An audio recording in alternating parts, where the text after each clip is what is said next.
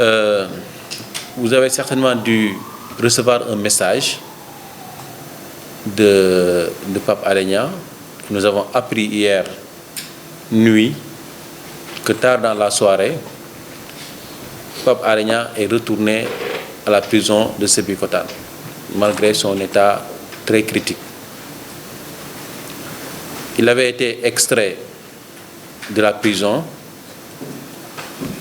le vendredi passé, dans la nuit, parce que l'administration pénitentiaire ne pouvait pas prendre la responsabilité de le garder et surtout de se réveiller avec vraiment une surprise désagréable. Et elle a demandé à son médecin de venir prendre Pape Alé Niang et surtout de l'amener en soins, parce que son cas était devenu très critique le vendredi soir. Et s'il n'y avait pas intervention, le pire aurait pu se produire.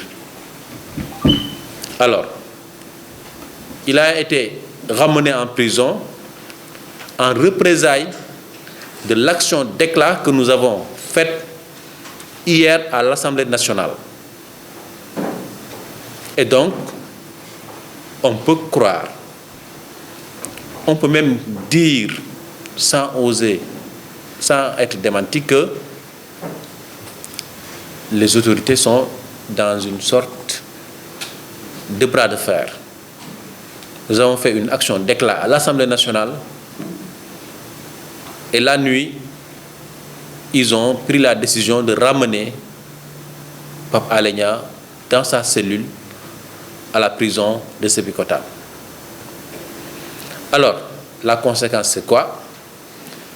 Parce que Pape Alé Niang a décidé de poursuivre sa grève de la faim et il a pris une décision radicale et irrévocable de ne plus quitter sa cellule, de ne plus recevoir aucune visite et même de ne plus prendre de soins, recevoir de soins. Il est prêt pour le sacrifice suprême. Vous comprenez donc que l'heure est extrêmement grave. Et là, on s'achemine vers le pire. Et vraiment,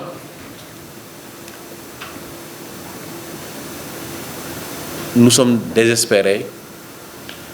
Et franchement, nous avons peur pour notre pays, mais pour notre confrère et sa famille.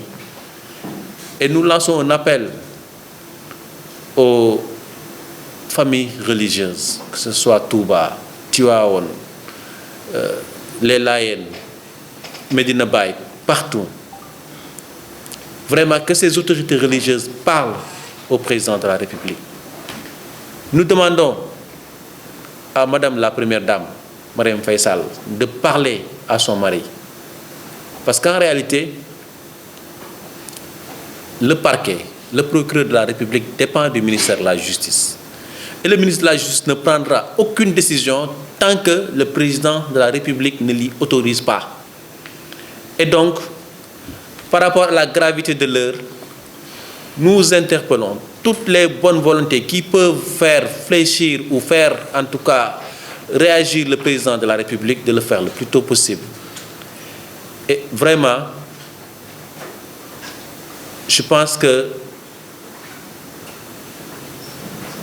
on est quand même à une situation qu'on ne peut plus décrire. Et nous ne pensions pas qu'on allait en arriver là.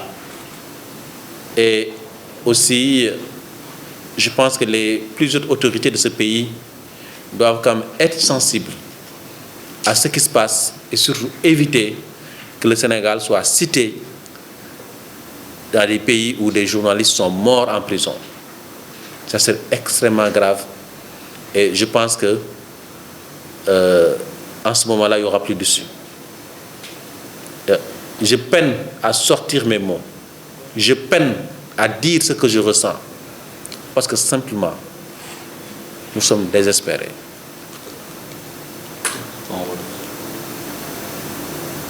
Et ci wolof di leen xamal que ne.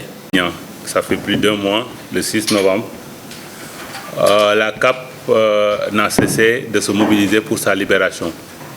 Et nous avons pris différentes initiatives qui montrent que nous ne sommes pas des va-t-en-guerre. Parce que nous avons été même voir notre ministre de tutelle, le ministre de la Communication, pour le sensibiliser par rapport à cette situation-là qui n'honore pas le Sénégal. Et il avait pris le ferme engagement de s'en ouvrir à ses collègues de la justice et des forces armées qui sont concernés par ce dossier-là. Mais depuis lors, rien n'a bougé. Si nous en sommes arrivés au coup d'éclat à l'Assemblée nationale, c'est parce que nous n'avons pas eu une oreille attentive du côté du gouvernement. Et il faut dire les choses telles quelles.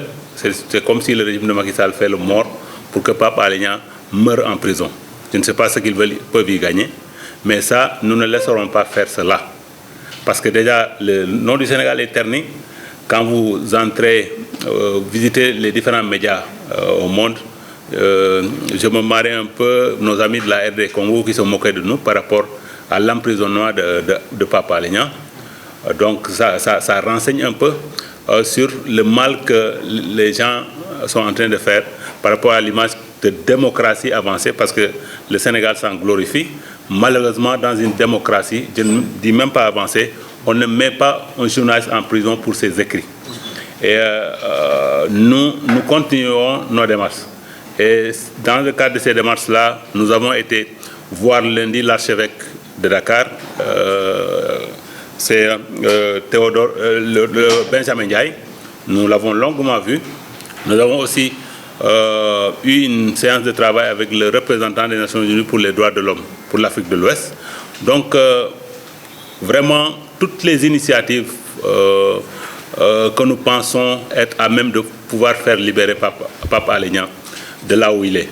Parce que, vous savez, quand on va boucler bientôt 15 jours de diète, de grève de la faim, ça peut avoir des conséquences fâcheuses sur sa santé. Et c'est surtout ça qui nous inquiète. Parce que Ibrahima l'a dit, si on le ramène de la clinique vers la prison, quel est l'objectif? C'est de le laisser mourir. Qu'est-ce que l'État du Sénégal va gagner en laissant Pape Alé Niang mourir en prison? Ça, il n'est pas question. Il faut qu'on le dise clairement. Et nous tiendrons le régime de Macky Sall responsable si l'irréparable se produise. Parce que les gens ont tout fait pour le faire entendre raison. En 2004, il faut le rappeler, il est bon de rappeler, lui, il était Premier ministre. C'est l'État qui avait fait les démarches vers la presse pour trouver une solution pour la libération de Madiambal Diagne. Nous avons fait les démarches pour aller vers l'État, mais ce régime-là a fait le mort. C'est tellement incompréhensif. C'est comme si les gens veulent que l'irréparable se produise. Et la mort de Pape Alé Niang, c'est pas...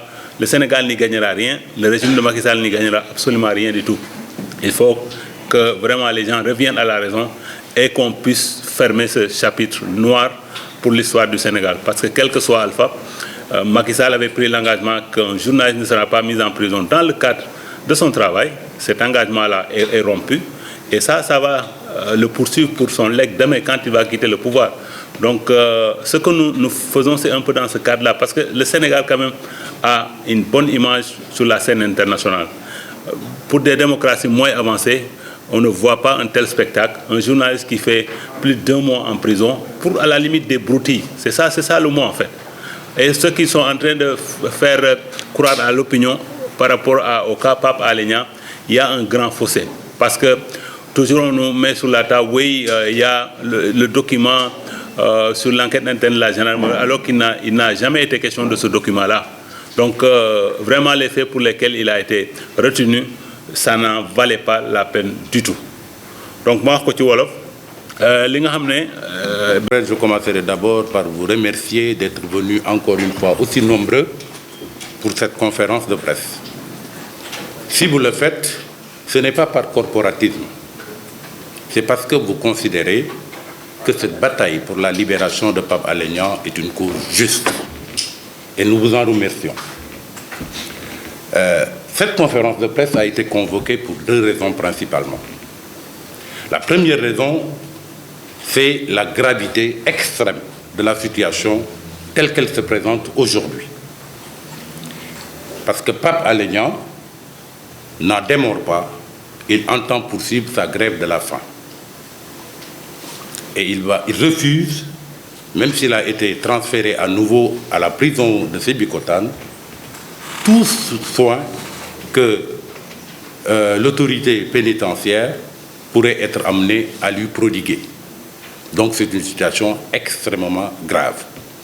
La deuxième raison pour laquelle cette conférence de presse a été convoquée, c'est ce que nous percevons comme étant une fuite en avant de la part de l'autorité politico-judiciaire. Pourquoi fuite en avant? C'est parce que Pape Alé Niang n'a été simplement retourné hier à la prison de Sébikotane que parce qu'il y a eu dans la matinée une action d'éclat de la part des confrères qui ont voulu profiter de la stridence que représente la déclaration de politique générale du Premier ministre à l'Assemblée, au moment où tous les regards étaient tournés vers l'hémicycle pour envoyer un message fort à l'autorité politique judiciaire, à l'opinion nationale et à l'opinion internationale. C'est en représailles de cette action que Pape Alé Niang a été transféré hier à nouveau à la prison de Sébikotane, malgré son état de santé qui est de plus en plus dégradant. C'est une fuite en avant de la part de l'autorité politico-judiciaire. L'autre preuve de la fuite en avant de l'autorité politico-judiciaire, et je crois que Thior l'a dit tout à l'heure, c'est parce que jusque-là, cette autorité reste sourde à tous les appels et à toutes les manifestations que nous avons eu à faire. Et je crois que la comparaison ici avec ce qui s'était passé en 2004 sous le régime de Abdoulaye Wade est assez édifiant. À l'époque, les autorités n'avaient pas fermé leurs portes. Et autant la corporation faisait tout pour essayer de trouver une issue heureuse à la libération de Madiambal Diagne à l'époque, autant le gouvernement de l'époque faisait également un pas. Et c'est comme ça qu'une solution a été finalement trouvée. Or, on a remarqué de la part de ce régime-là une position très très braquée par rapport à la situation de Pape Alé Niang. Voilà les deux raisons pour lesquelles cette conférence de presse a été convoquée. Maintenant, nous sommes obligés, devant une situation de cette nature, à passer à la vitesse supérieure. Parce qu'il ne s'agit plus de se battre pour faire libérer Pape Alé Niang, qui, encore une fois, a été injustement arrêté. Il s'agit aujourd'hui de voler au secours d'un confrère dont la vie est en danger. Et vous comprendrez donc que notre combat ne peut aller que crescendo. Et c'est dans ce cadre que nous allons poursuivre et intensifier les visites auprès des ambassades accréditées à Dakar et également auprès des guides religieux. Après avoir rencontré hier l'archevêque de Dakar, nous allons nous rendre incessamment auprès du khalife général des Mourides, du khalife général des Tidjanes, du khalife de Diof, du khalife de Niassane, pour les sensibiliser par rapport à la situation de Pape Alé Niang aujourd'hui, qui est d'une extrême gravité. Ça, c'est une action qu'on va mener. La deuxième action qui sera menée va consister au boycott pur et simple des activités gouvernementales à compter de ce jeudi. Jeudi et vendredi. Toutes les activités gouvernementales seront boycottées par la presse. Et sur cette question, il faudrait que les Sénégalais sachent quelle est la portée et la signification d'une action de cette nature. Figurez-vous hier, au niveau de l'Assemblée, au moment où le Premier ministre faisait sa déclaration de politique générale, si la presse, qui a eu par ailleurs une attitude très responsable, parce que nous avons eu certes à mener une action d'éclat, mais on n'a pas perturbé pour autant la séance de présentation de la déclaration de discours général. C'est avant l'entame de la session que nous avons eu à manifester pour nous faire entendre. Mais nous n'avons ni perturbé, ni boycotté ce moment que nous considérons extrêmement important pour les populations. Au contraire, s'il y a perturbation, je crois que c'est eux qui ont eu par moment à perturber leur séance, mais pas du tout la presse. Et ce boycott-là, que nous aurions pu faire hier, parce que rien ne nous empêchait d'attendre un moment aussi important pour faire ce boycott. Mais on s'est juste contenté de cette action d'éclat. On a laissé la session se poursuivre Et aujourd'hui, comme hier, la déclaration de politique générale du Premier ministre a été rendue compte par la presse de manière responsable. Eh bien, à compter de jeudi, il ne sera plus question de traiter aucune activité gouvernementale. Jeudi et vendredi, nous allons donc procéder à ce boycott. Voilà les deux actions majeures qu'on va mener. Et si l'autorité politico-judiciaire reste sourde à nos appels, bien évidemment, nous allons intensifier la lutte et aller vers une journée sans presse. Mais on n'en est pas encore là et on espère qu'à l'issue de la tournée que nous allons poursuivre et intensifier auprès des ambassades et des autorités religieuses, il se pourrait qu'il y ait une issue heureuse. Il se pourrait également que l'autorité politique soit assez sensible et assez audible à l'activité, au boycott de ces activités, pour également faire un pas dans le sens de la libération de Pape Alé Niang. Voilà ce que je tenais à dire. Maintenant, je vais me résumer peut-être en wolof. Je pense qu'on pouvait même s'en limiter là, parce que les confrères qui m'ont précédé ont en tout cas fait le tour de la question sur la libération de Pape Alé, que nous tous nous souhaitons, et que nous voulons qu'elle soit vraiment une libération immédiate, en tout cas pour les autorités. Maintenant, moi tout à l'heure j'ai vu Ibrahima Lissa parler avec émotion. Je comprends bien son émotion et vraiment son état d'esprit. Parce que vendredi dernier, nous tous nous fondions un espoir de voir Pape Alé libéré. Même ses avocats, quand on a discuté avec eux, ils avaient vraiment confiance pour que Pape Alé soit libéré dans la soirée. Malheureusement, nous avons attendu jusqu'à 19h, 20h, il n'y a pas eu une réaction de la part du procureur. C'est vous dire tout simplement, comme l'a dit Thior, ce gouvernement-là est dans une position de bras de fer et vraiment les autorités s'en foutent de ce que ressentent actuellement les journalistes. Il est vrai que depuis le 6 novembre, depuis l'arrestation de Pape Alé, nous, en tant que CAP, on s'est levé pour faire beaucoup d'actions pour qu'il soit libéré. Mais malheureusement, il faut le dire, aucune des autorités n'a fait le petit doigt, en tout cas n'a levé le petit doigt pour vraiment nous accompagner dans cette lutte-là. Notre ministre de tutelle, il faut le dire, Moussa Bokar Thiam, nous étions allés le voir pour vraiment l'impliquer dans cette question, dans cette lutte. Il avait pris même des engagements, si je me souviens bien. Il avait même pris l'engagement de nous trouver des rendez-vous avec en tout cas ses collègues ministres de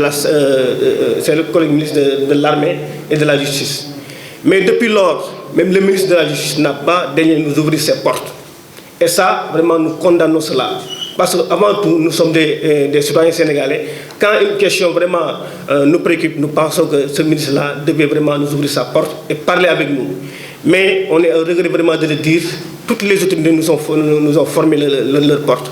C'est pourquoi donc, hier, ce qui s'est passé à l'Assemblée nationale, nous tous, on s'attendait à cela. Parce que quand on ferme toutes les portes, mais ce que vous avez à faire, c'est vraiment de faire des coups d'éclat. Donc, nous estimons qu'aujourd'hui, ce combat-là, ce n'est plus un combat de la CAP, ce n'est plus un combat du SYNPICS, ce n'est plus un combat du CRET ou d'APEL, mais c'est un combat de toute la presse sénégalaise. Vous tous, c'est votre combat. Parce que Pape Alé, actuellement, il est en prison, mais chacun de nous aujourd'hui peut se retrouver à sa place. Donc, les actions qu'on vient d'énumérer là, c'est-à-dire le boycott des activités du gouvernement, nous ne pensons pas qu'un organe va peut-être, en tout cas, ne va pas s'impliquer dans ce boycott-là. Parce que c'est un boycott qui nous concerne tous. Et il faut le faire pour marquer encore une fois un grand coup. Parce que la presse, comme on l'a dit, c'est un pouvoir.